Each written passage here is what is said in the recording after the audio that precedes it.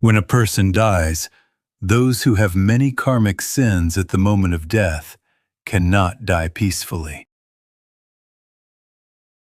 Let me explain this in an easy way. Imagine someone stabbing your body with a sharp object or a knife, even though it's just a false body. When dying, one experiences countless moments of such pain for a considerable time. However, even if the arhats and those who have attained enlightenment do not experience this, even if one has not attained the stage of an arhat, this does not happen to our believers who have lived righteously. However, sentient beings have accumulated a lot of karma in the past and in many previous lives, so their karmic burdens are as high as mountains, as large as houses. This means that in their past lives, they committed great sins. When such sentient beings die, they undergo this kind of suffering. Everyone, at this time, they should chant the name of Shakyamuni Buddha. We are calling upon our eternal teacher, Buddha Shakyamuni. While calling upon him, we need to make a vow. What did I say to vow? I told you to say, please eliminate the karmic obstacles accumulated over countless lifetimes. This must be included in the vow. Everyone, the key point is cleansing karmic obstacles. You are asking for your soul body to be purified and clarified. You must always make a vow for the elimination of karmic obstacles. However, when you die, a terrifying pain arises. You must not suffer that pain. To avoid that, you must call upon Shakyamuni Buddha.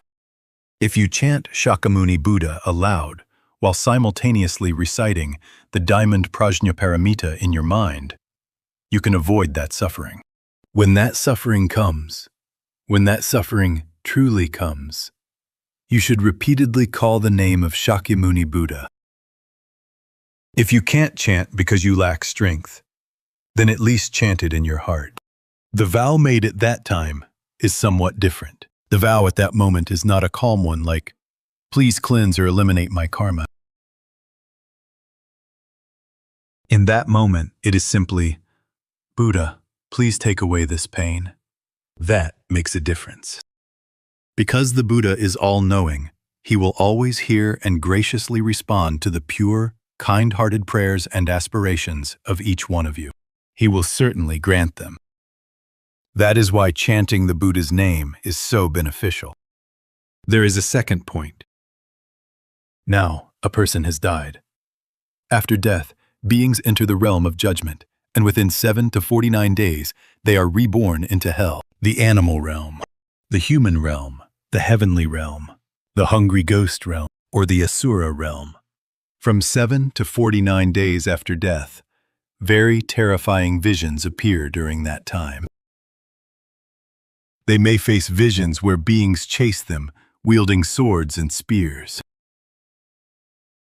As they try to escape, they are driven toward a sheer cliff. There is nowhere to run. Such visions exist. In addition, obstacles appear in the form of terrifying demons with fearsome appearances, trying to kill you, seize you, and tear you apart to devour you. Terrifying sounds may also be heard.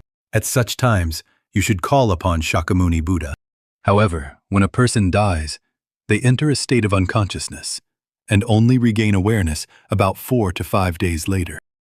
They then regain their consciousness. During that time, they remain unconscious and do not realize they have died. When they gather their awareness, they see that their body has been placed in a coffin, or their body has been buried on the slope of a mountain, or they realize that their body has been cremated and turned into ashes. However, at that moment, they are unable to think of calling upon Shakyamuni Buddha. Everyone, you often have frightening dreams, don't you? At that moment, you can't think, my venerable master told me to call upon Shakyamuni Buddha. Or, I should call the name of my spiritual teacher. Or, I must call it. Everyone, you are unable to have such thoughts. The world of dreams is completely different from reality. Dreams are different from being awake, right? When chanting practice becomes deep, dreams become the same as waking life. This is called Mongjung Ilyo, or Omae Ilyo. What level do you need to reach for that? One must concentrate fully on a single point while chanting the Buddha's name. Only then will chanting practice progress well. With virtuous merit from past lives, your chanting will progress more smoothly. Sometimes, as chanting practice deepens, there comes a day when suddenly both ears feel completely blocked with a click. When one reaches that level, it is a state of light samadhi. From that point on, those who have reached that level can attain oneness in dream and waking. But since most of you cannot reach that level yet, I cannot explain it further, because it may not be effective for you. For now, just practice diligently. From what I have seen of family lineages, in troubled families there are many ancestors who were never properly guided after death, and now wander as restless spirits. Such spirits can cause spiritual obstacles, either directly or indirectly. That is why families like this should take Kshitigarbha Bodhisattva as their spiritual guide. Do you understand?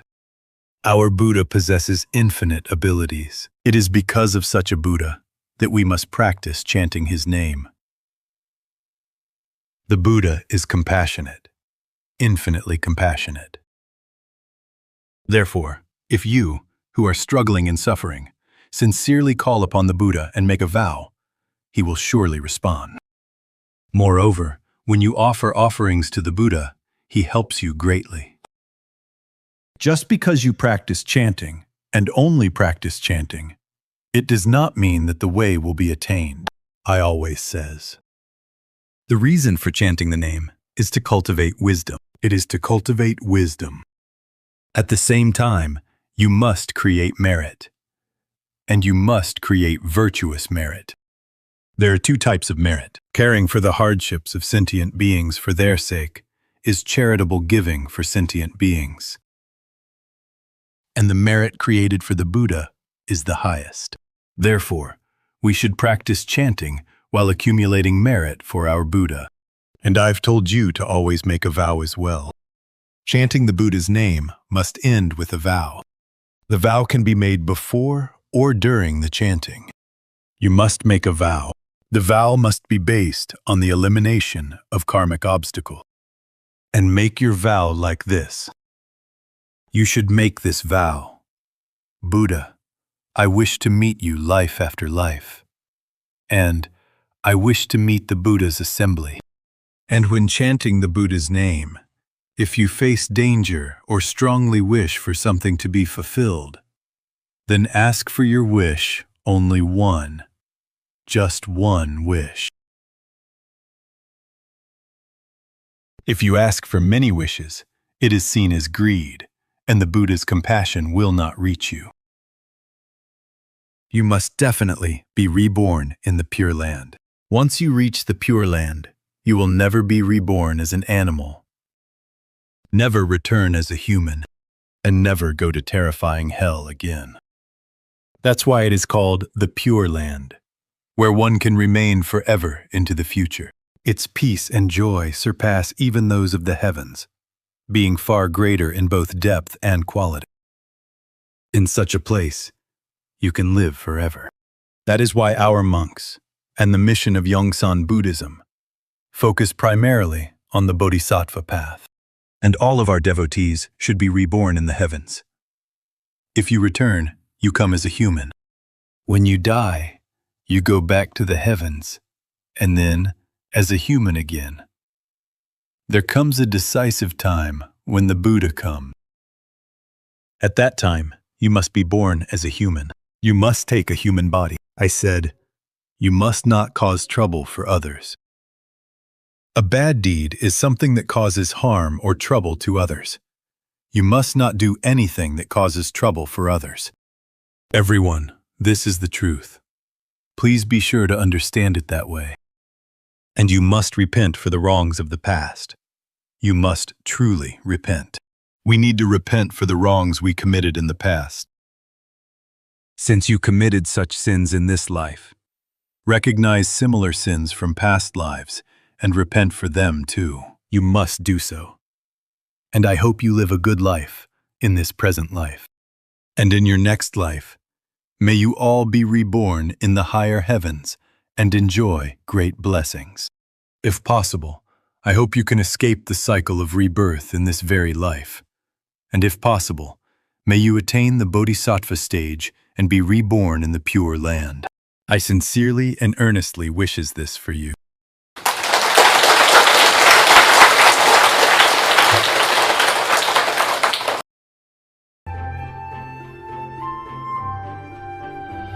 Thank you for watching this Dharma talk.